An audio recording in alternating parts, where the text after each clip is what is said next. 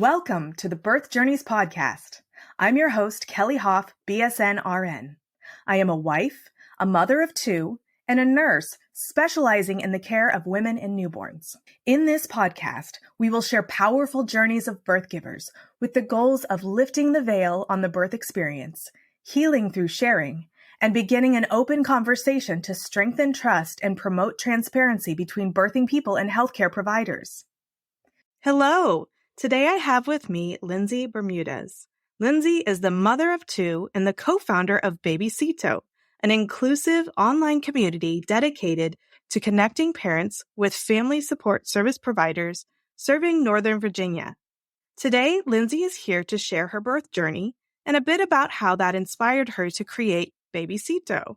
Lindsay, welcome and thank you for joining me. Hi, Kelly. Thanks so much for having me. I'm so excited to hear this, and I love Babycito, and I love what you're doing, and I wish I'd had it when my kids were little. But thank you. I know. I wish I had it too. I feel like I hear that a lot from moms with toddler or older kids. They're like, why wasn't this around before? Yeah, but that's why you made it. Yeah, so hopefully we can serve all the new moms and growing families. Exactly. Well, tell me about your birth stories. You have a 3-year-old and a 5-year-old. Yes. So I guess I can start with my 5-year-old since she was my first pregnancy, labor, delivery, all the things. She was born 3 days early. So I was at home. I think it was a Friday night. I was just laying in bed watching TV. And then all of a sudden I felt like maybe I was peeing, but I didn't know what was going on. So I kind of was like, oh, this is weird. I stood up and then it was like a bit of a slow trickle. So I was like, what's happening? Am I peeing? I don't know. So I went to the bathroom and then by the time I got there, it was like a big whoosh. So my water had broken. So I was like, oh gosh, this is starting. This is happening. So I called to my husband. My brother-in-law was over and they were like watching TV or something. So I was like, my water just broke. Screamed to them. And so of course we're kind of like in panic mode because it's our first child. Call the doctor because I was like, I don't know if I still wait till I have contractions. I don't remember. Do we just go in? So we called the doctor on call line and they're like, no, since your water broke, come in. So I took a quick shower, got my hospital bag. We got all packed up. We went in and like on the drive, I started feeling some contractions, very mild, but I was like, okay, yes, this is happening. Called my parents, texted some friends because we lived in Falls Church and we were driving to DC. So on the drive, started having some contractions. We got there. Luckily, we got checked in pretty quickly. And I had always known that I wanted to have an epidural. I was like, I want to wait as long as I can, but I do want an epidural. So got all hooked up to the monitors, was in my room. Contractions were getting stronger. And I was like, I'm going to wait. And then finally my husband was like, why? Just get it. Cause they're kind of getting worse. And they were also like, there might be a wait for the anesthesiologist. So like, he's like, just do it. And I was like, okay. So we asked for the epidural. I don't think it took too long, maybe like 30 minutes. And then the anesthesiologist was there. So during that time, got a little nervous, felt a little sick. Luckily I didn't throw up. I thought I was going to, but that's like a fear of mine. I hate throwing up. So I was like, oh, I hope this doesn't happen. Got the epidural. It kicked in. It was great. Oh, I forgot to mention this, but I did have a doula for my first birth. A cousin of mine had a doula. She highly recommended it.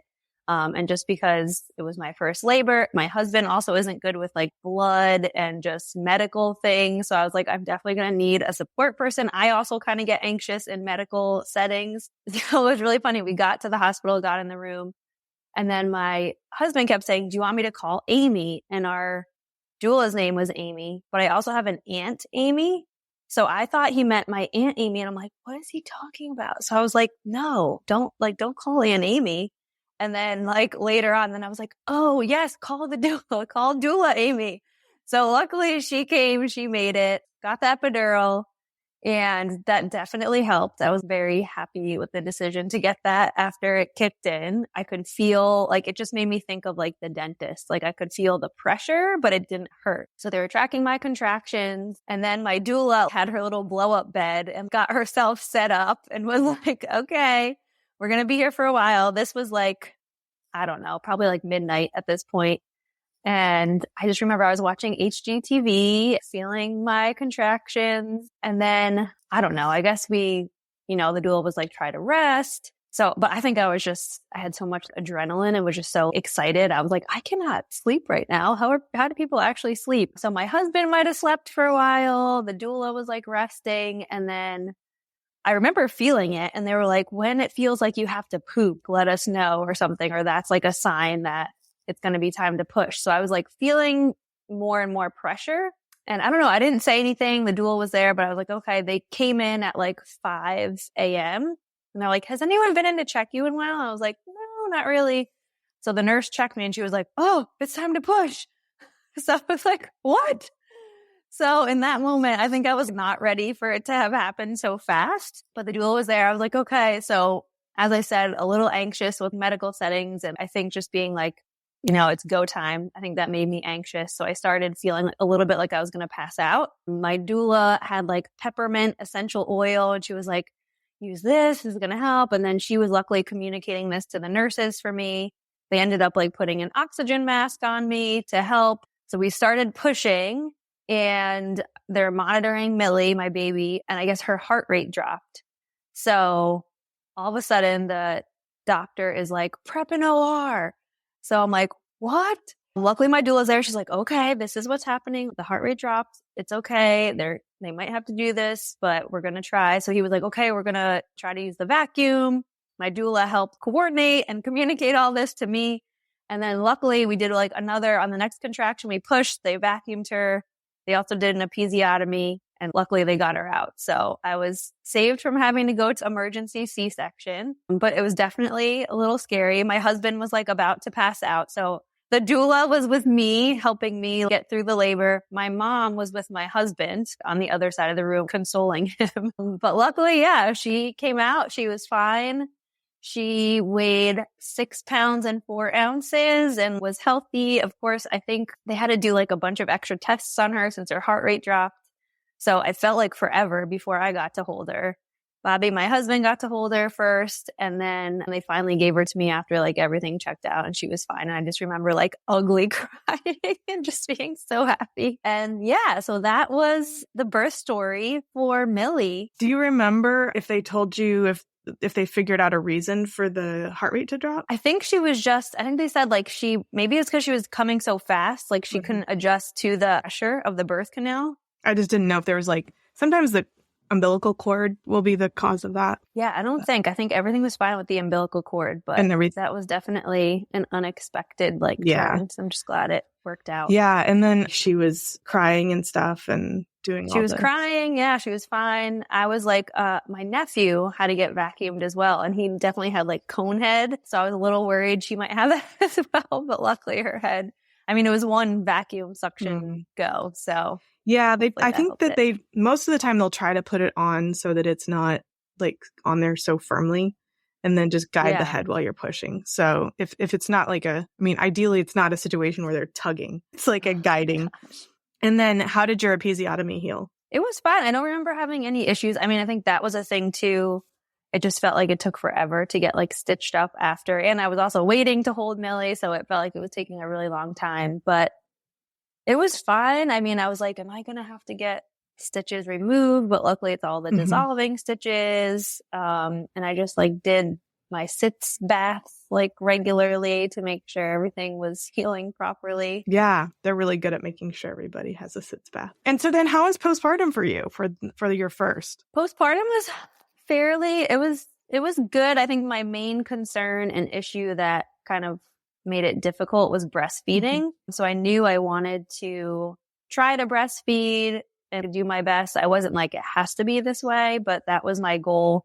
And it was definitely hard. I left the hospital with like cuts on my nipples because she just like wasn't latching well and it was so painful. So after I went home, I had been doing prenatal yoga at Virginia Hospital Center. So I had known about a breastfeeding group they had there with Susan Howard, who's a lactation consultant in Arlington. So I went to one of those groups and it was super helpful. I got advice from the other moms, and then also Susan facilitated things and also shared about her services. So I ended up working one-on-one with Susan to try and improve my breastfeeding situation. I was using nipple shields all the time, and it just didn't seem like she was latching well or getting enough. So Susan kind of helped me figure that out. And we did the weights before and after. And she did help me get my supply up.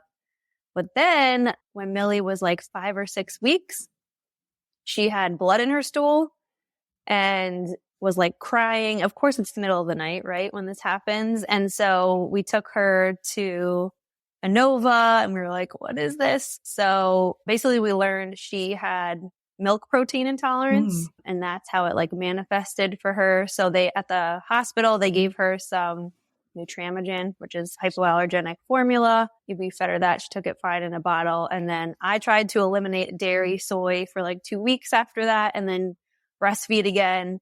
But she had like bright green poops. So for anyone out there, I mean, it was just something we were supplementing with formula. So I was like, oh, I know breastfed poops are like yellow, but maybe because we have a little bit of formula in there too, that's why the color is different. But luckily at the breastfeeding group, I brought that up and Susan was like, no, that shouldn't be happening. So that was like our first clue. And I think shortly thereafter was when she had the blood in her stool. So we ended up just taking her, I stopped breastfeeding.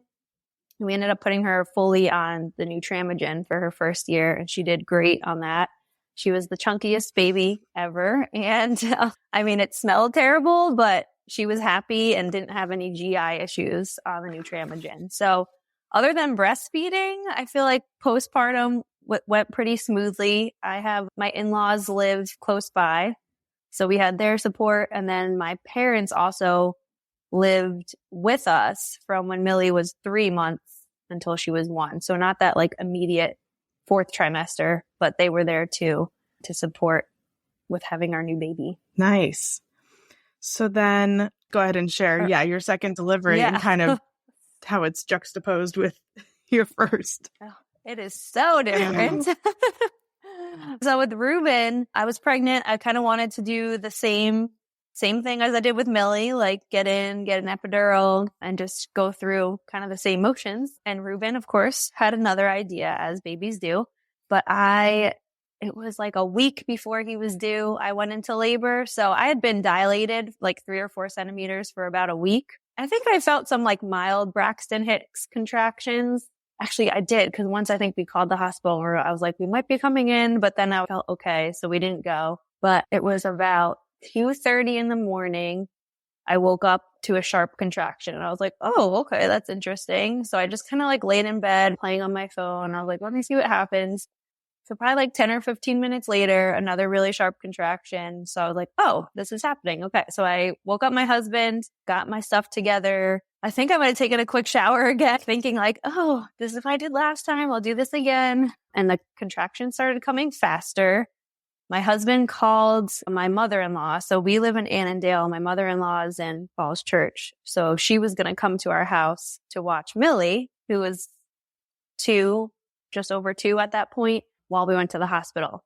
So again, she's on her way. I'm having really sharp contractions that are coming faster and faster. I went to stand outside because I was moaning and in pain and I couldn't even control it. And I was like, I'm going to wake up Millie. Let me go outside. My husband calls our on-call doctor, gets a hold of him, and then is like, what do we do? She's in labor because we're in Annandale. I was supposed to deliver again in Sibley in DC. And the doctor's like, well, first thing doctor says to my husband is that your other child screaming in the background? And he's like, no, that's my wife. So then the doctor's like, if you have to go somewhere else, you have to go somewhere else. So luckily we live like a mile down the road from ANOVA Fairfax. So get everything packed up, get in the car. It's like 3:12 at this point. I think we looked at the time because I remember as we're pulling out of the driveway, we called Bobby's mom. She still wasn't at our house, but I was like, we got to go because I was screaming. I was like, he's coming out. And I could just feel the pressure coming down. Like, I know what this feeling is and he's about to come out. So my husband obviously is very frazzled and calls his mom as we're leaving. He's like, we gotta go. We're leaving. She's like, okay, I'm almost there. So we literally left Millie in the house, like just locked her in the house, left before his mom had even arrived. We're going down the road and my husband's like, what do I do? What do I do? I'm like, just get to the hospital. So we pull in. He pulls into like the ambulance bay. And of course I'm like, this is not where you go. But he pulls in, and it was so great that he did because they like see us. Nurses come running out. He's like, my wife's in labor. So they come up to the side of the car. I'm still screaming. He's coming out. And they're like, okay.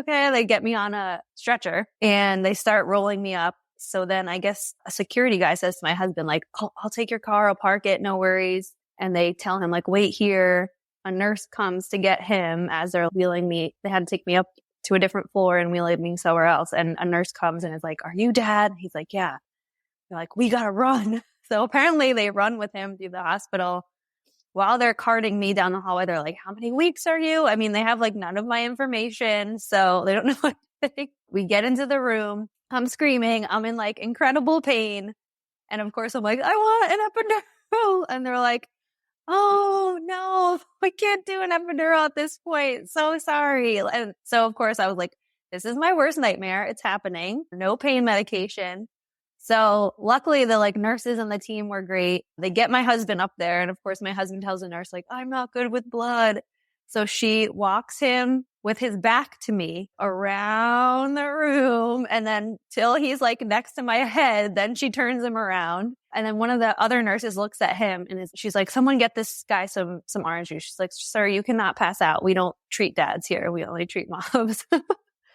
So they get him orange juice, and I had been asking for water the whole time. I just remember my mouth was so dry, and I was like, I just want to swallow. Like, can I please get some water? And I don't even remember. Maybe they got me some before I delivered, but so the contractions are coming hard. The nurses are like holding my legs. Bobby's up by my head, and they're like, you have to push on the next contraction. And I was like, I can't.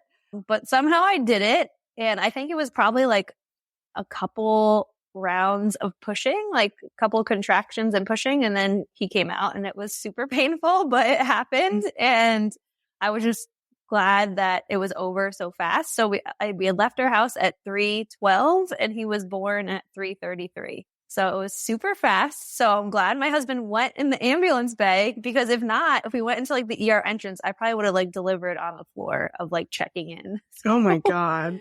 It was very lucky. So that was a very different situation with Ruben being born, but he was fine. He was 7 pounds, 10 ounces, cried right away. Wow. No issue. So like that was cool, because when they took him out, they like put him on my chest, like with the umbilical cord still attached, which I didn't have last time. So that was a nice different experience. Yeah. He was like ready to go. He's like, I got this, Mom. Don't worry about it. Wow. So yeah, it was like literally an hour from my first contraction till he was born. So sometimes I ask people this. I have certain descriptors because people always ask me what it feels like when you feel that pressure, or when some people ask me at what point do I recommend the epidural? So what does it feel like when I recommend the epidural? But you've actually done it without an epidural. Do you have any descriptors for that pain, or is it just your brain just checked out? And when the contractions first started, it felt like really bad, almost GI pain, like I was going to have diarrhea, that kind of pain. So I was actually on the toilet before we left, but I was like, oh, this is just birth. This is not like anything else happening. And then just turned up to 100, I guess, from there. And then like delivery pain, I just can't think of what to compare it to. Yeah. Just really like primal. Sharp and painful. I don't know if I would have survived if it wasn't so fast, but yeah. I'm grateful for that. Yeah. I feel like, so when I'm trying to tell people when to get the epidural, I usually say we've all had diarrhea, or not just diarrhea, like specifically very intense food poisoning pain. Yeah. So if you get to that point where you're like, oh my gosh, I'm going to birth an alien, maybe that might be a good time to like really consider the epidural if you don't have one already. The other thing is the pain that most people find intolerable is when the pressure feels like, if you've ever stubbed your toe or had somebody run over your toe with a heavy object, that's the kind of pain that they say pressure, but really it's like that deep bone pain almost, because what it is your baby's head pushing on your pelvic bones and the soft tissue in between. And so that's what, I mean, yes, you can get through it without pain medication. And theoretically, if everything's going well, it's not pain that signals a pathophysiological process. Right. It's a natural process. It's not injury necessarily. So that's where like some of those classes like hypnobirthing and mindset classes come in, where it's just like, if you think about the fact that this is not a pathophysiological process, it's not indicating that something is wrong. It's natural physiology. It's not even food poisoning. Like food poisoning is more unnatural than, Yes, than the birthing process. So if you can wrap your mind around that, then all that pressure and however you have to visualize it technically is normal. So if you can flip that switch in your head and think, oh, this is a natural process, I can get through that, then you might be a person that can plan for a natural birth. Now, you did not have a choice.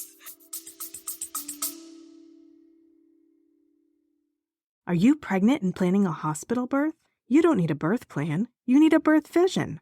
In my opinion, birth plans set you up for failure. Yep, I said it. Hear me out before you turn off this podcast. You may think that by downloading a generic birth plan, it means you're in control. The truth is, it's not that simple.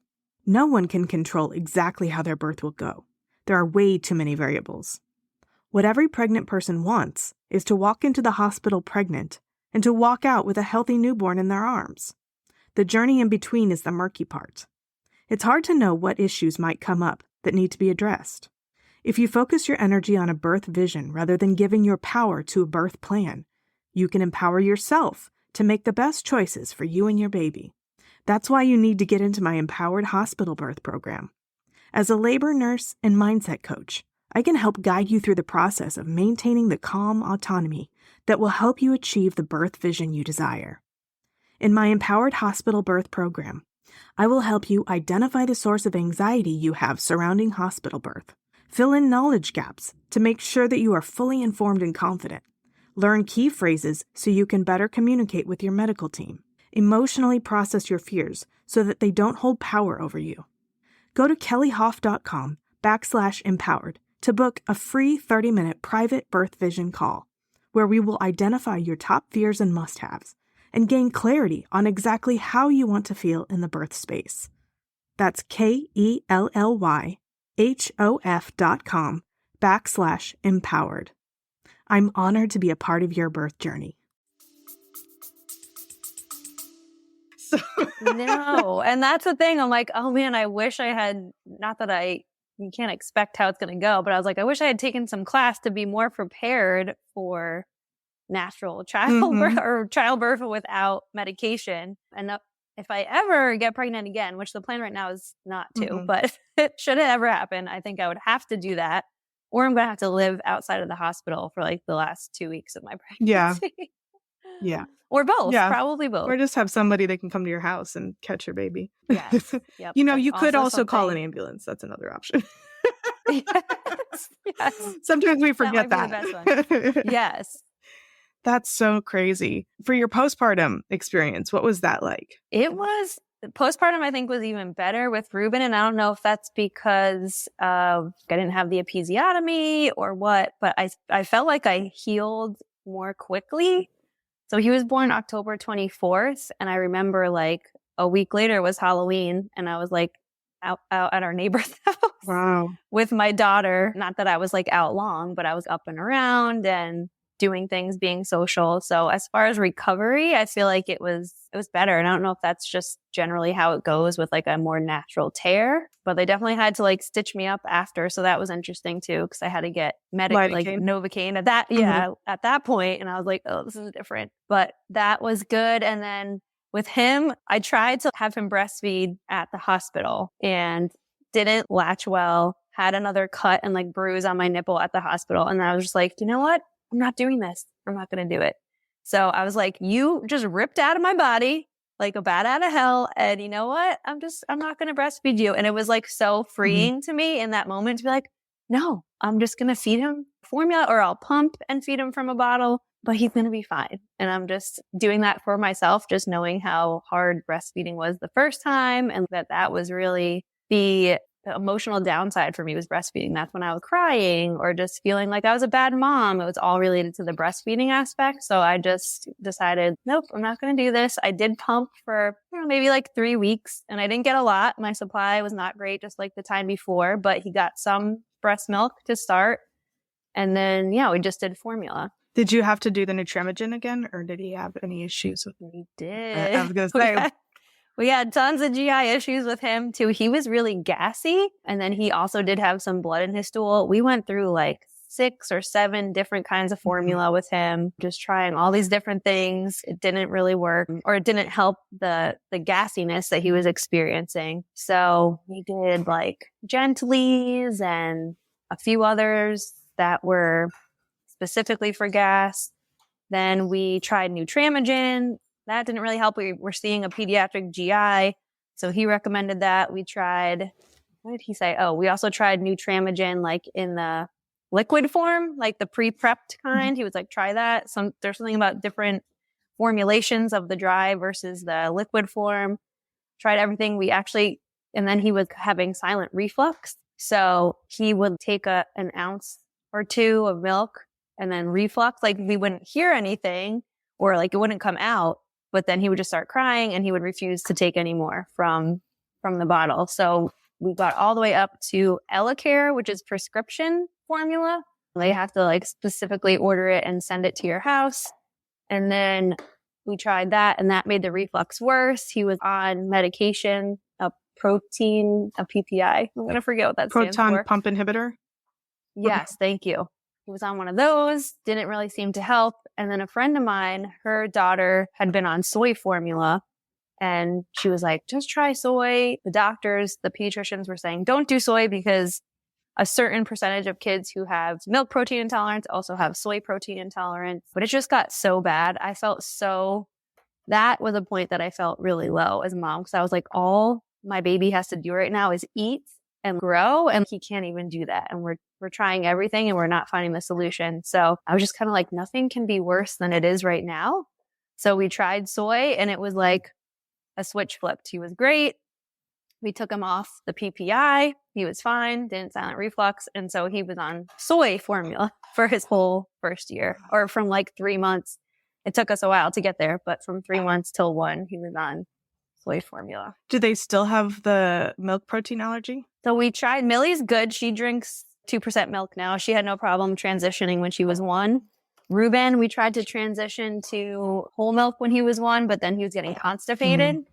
So we did soy milk for a little while, and then our pediatrician recommended oat milk. So that's what he's drinking now. Yeah. So after I had Ruben, so he had his milk protein issues. He also wasn't sleeping well, which was probably related. But about when he was like 2 months, we were still lucky to get a 3-hour stretch of sleep. That was a long time.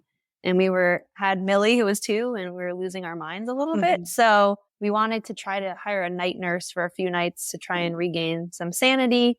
So of course you're like in the newborn haze, and we were on Google, just like night nurse, Annandale, help us. And it just felt weird to be looking for that position on Google, like the big wide internet, because that person's in your home with your newborn while you're sleeping. Nothing vulnerable about that.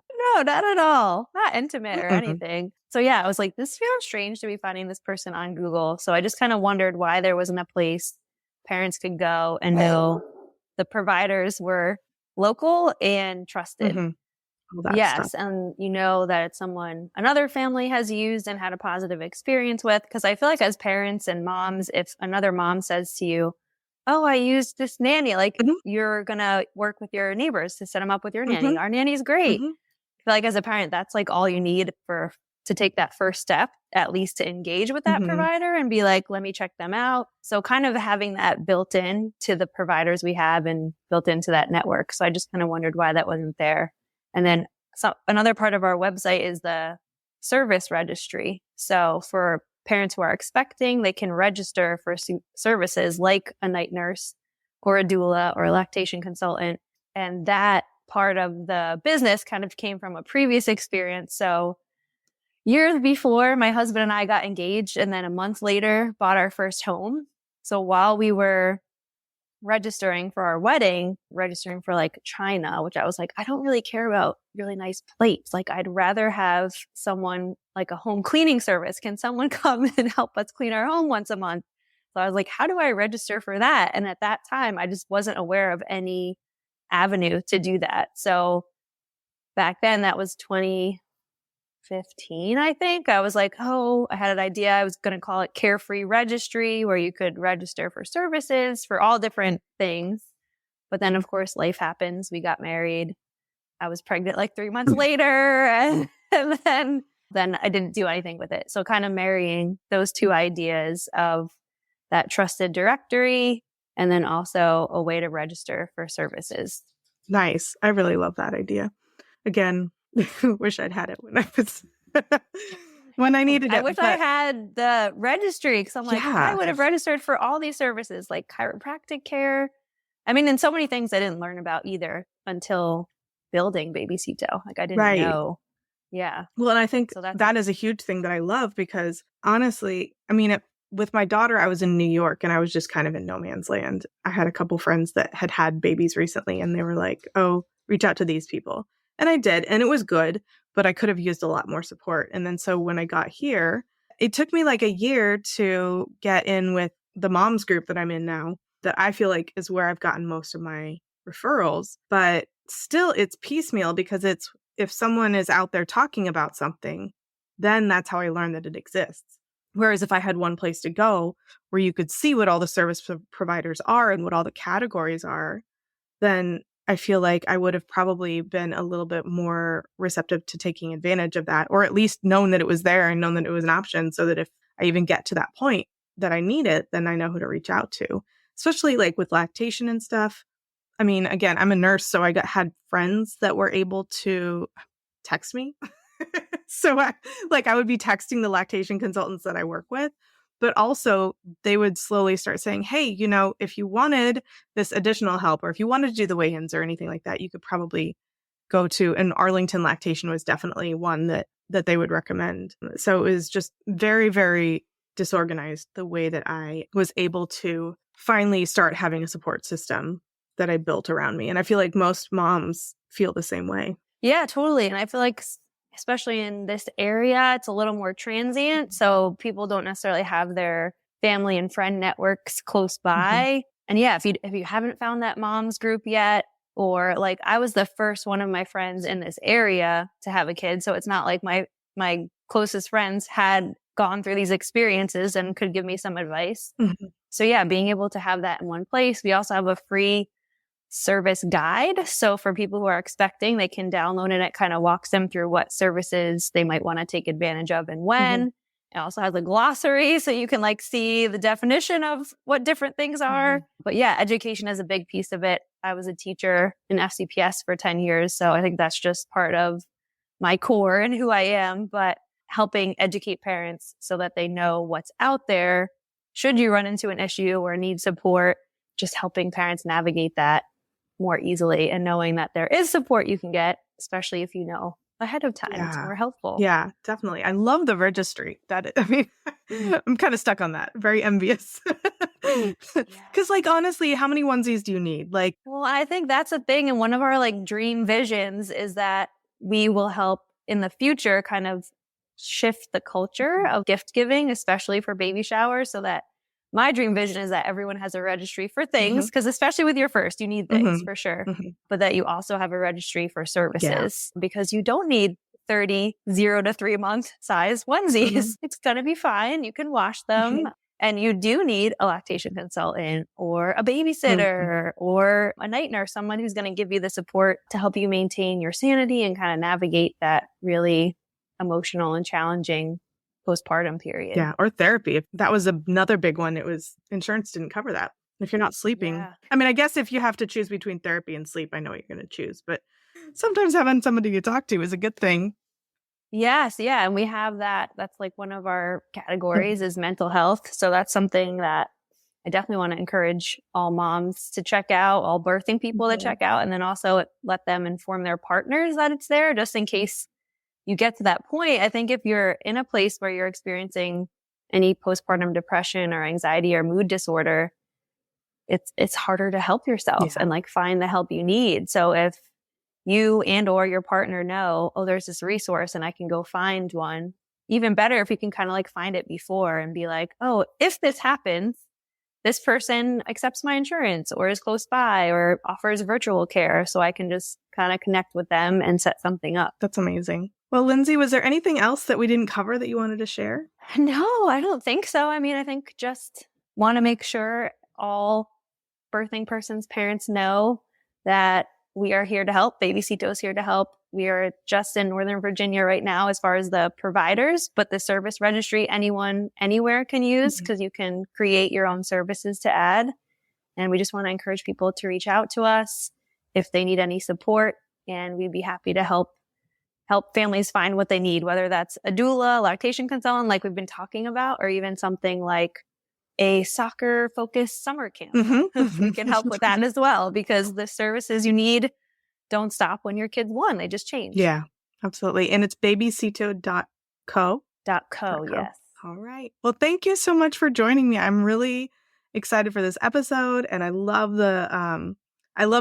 I love the events. I'm just excited to be able to be a part of it. Great. Thank you. We're so happy to have you as part of it too. And thank you for having me on, Kelly. Thank you. Thank you so much for tuning into my podcast. If you enjoyed what you heard, make sure you hit that subscribe button so you don't miss out on future episodes. Don't forget to share the podcast with a friend who can benefit from the valuable insights that we share here. And if you could take a moment to leave a 5-star rating and review, it would mean the world to me. If you're ready to work one-on-one with me to embark on a transformational journey towards a confident and empowered hospital birth experience, go to kellyhoff.com/empowered and enroll in my Empowered Hospital Birth Coaching Program. Together, we'll create a roadmap to a birth experience that you'll cherish forever. That's KELLYHOF.com/empowered. Let's make your birth experience extraordinary.